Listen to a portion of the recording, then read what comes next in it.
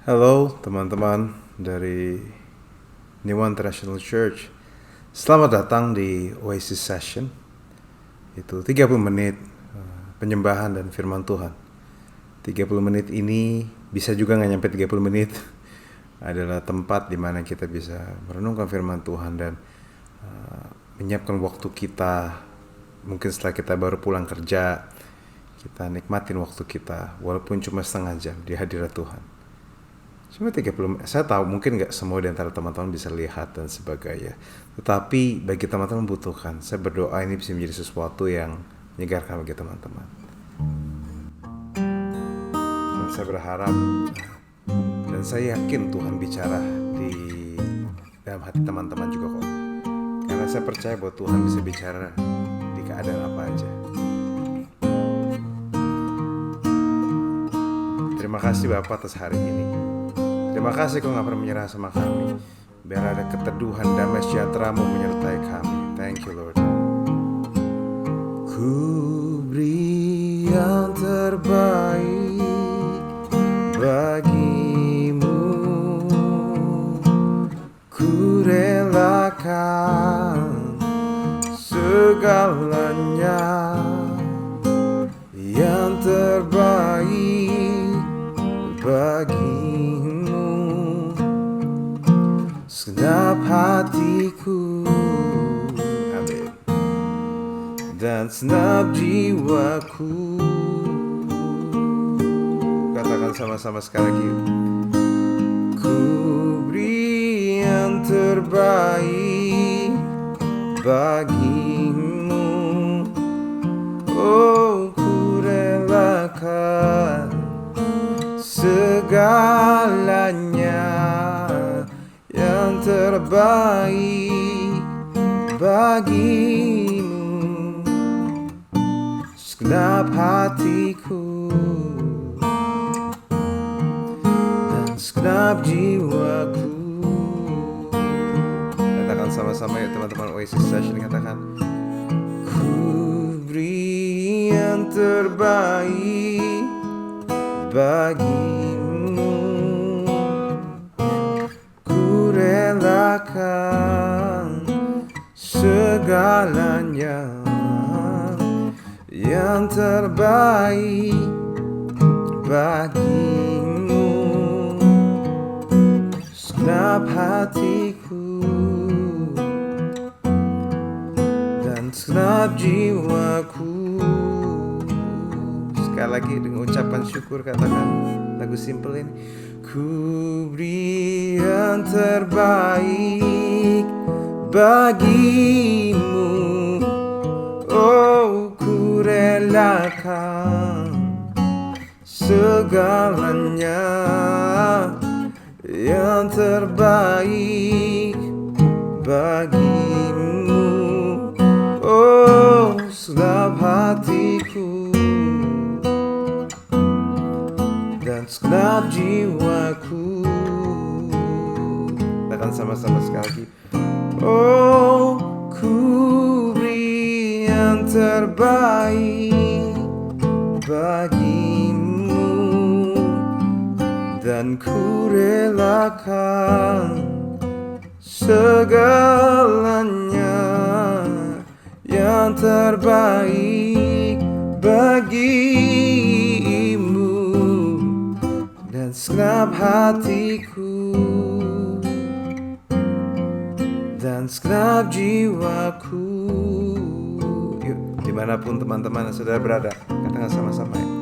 Ku beri, amin. Thank you Lord, semuanya terbaik. Oh, terima kasih. Thank you Lord. Hanya yang terbaik saja. Oh, thank you Jesus. Thank you Lord.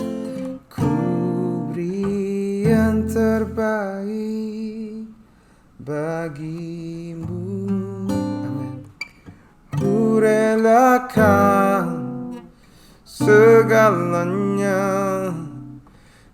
dan yang terbaik bagimu. Segenap hatiku dan segenap jiwaku,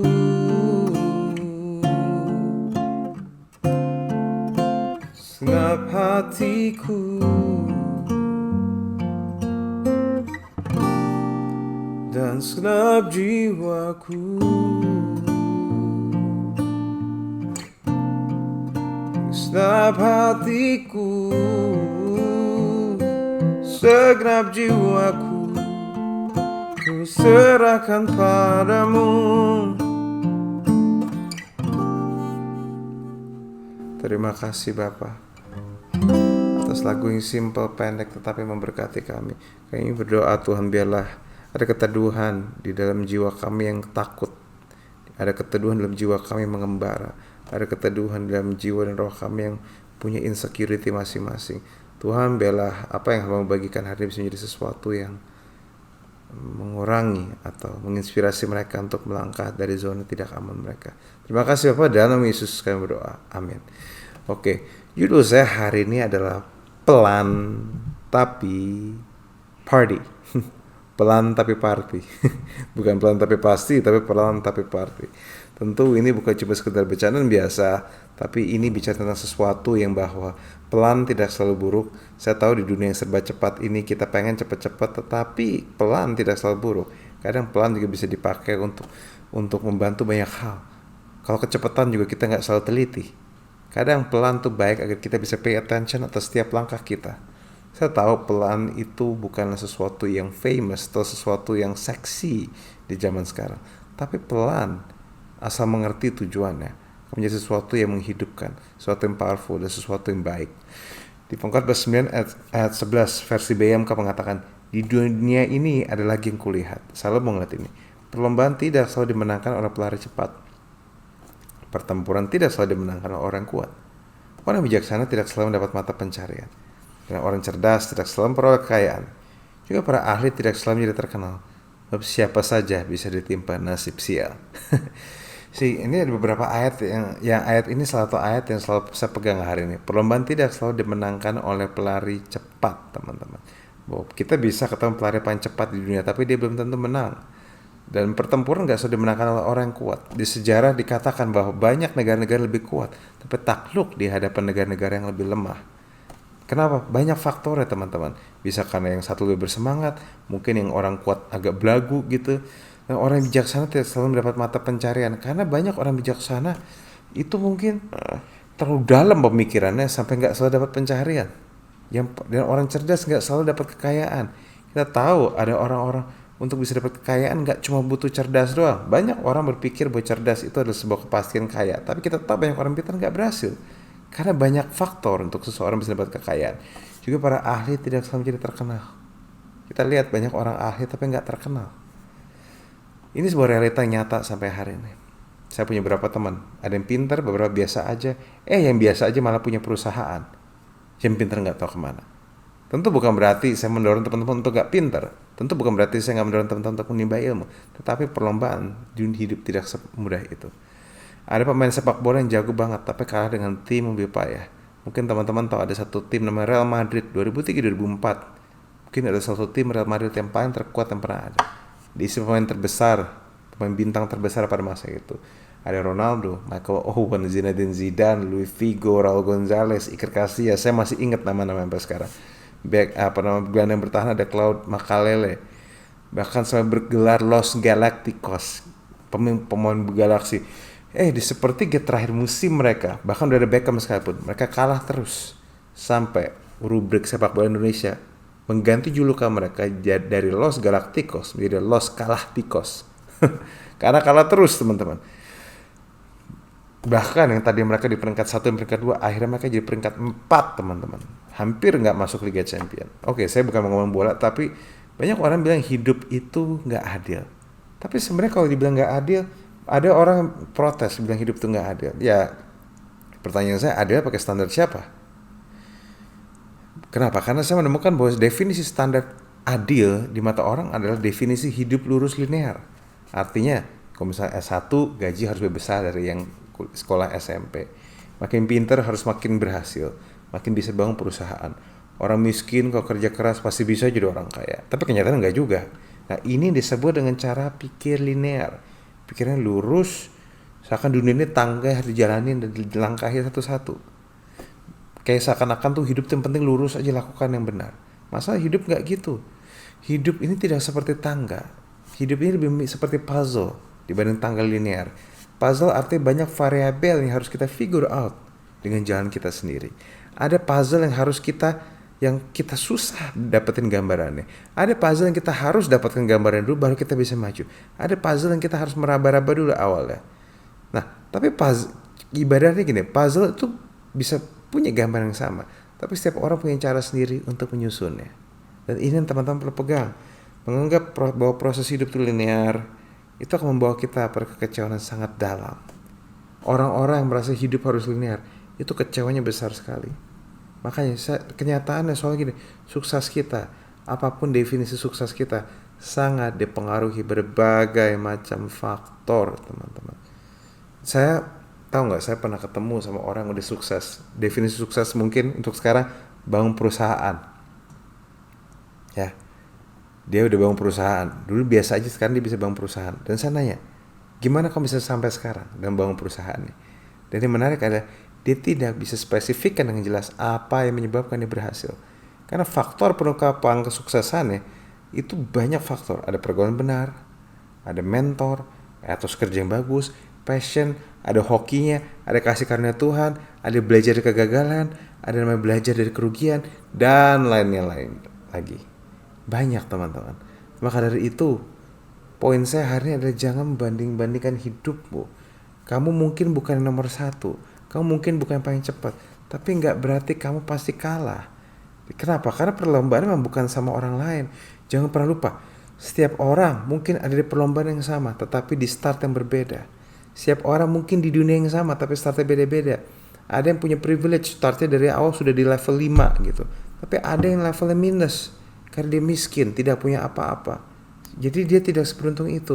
Tapi saya tahu kalau misalnya dipikirin kita mungkin merasa gak beruntung. Tetapi hari ini banyak hal yang walaupun kita bukan yang paling privilege, tapi banyak hal yang bisa kita lakukan.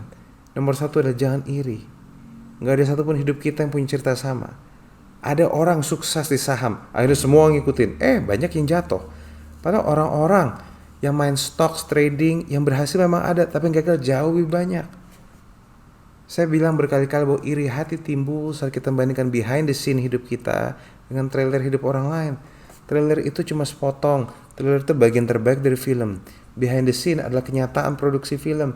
Berantakan, mungkin angle-nya masih susah, mungkin masih syutingnya masih gagal, masih belum diedit.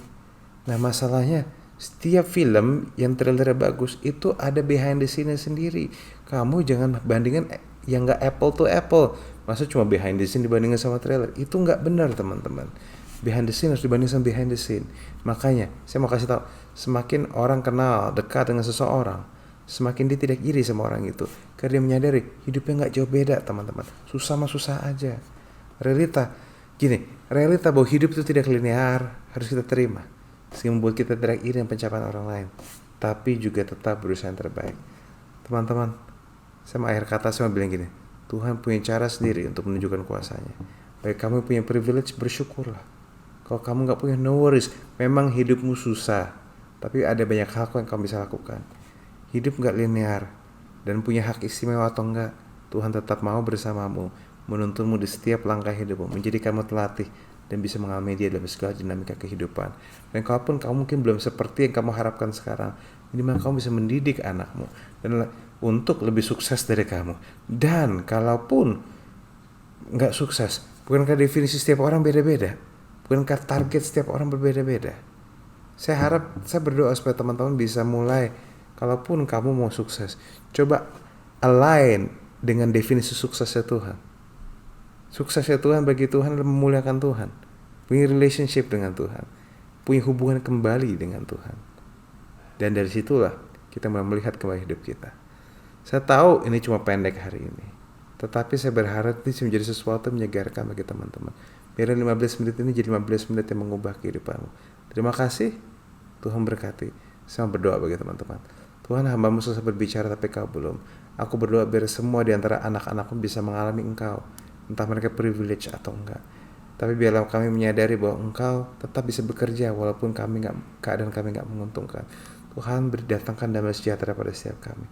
Thank you for not giving up on us. Terima kasih Tuhan, dalam nama Yesus. Amin. Tuhan berkati. God bless you all semua.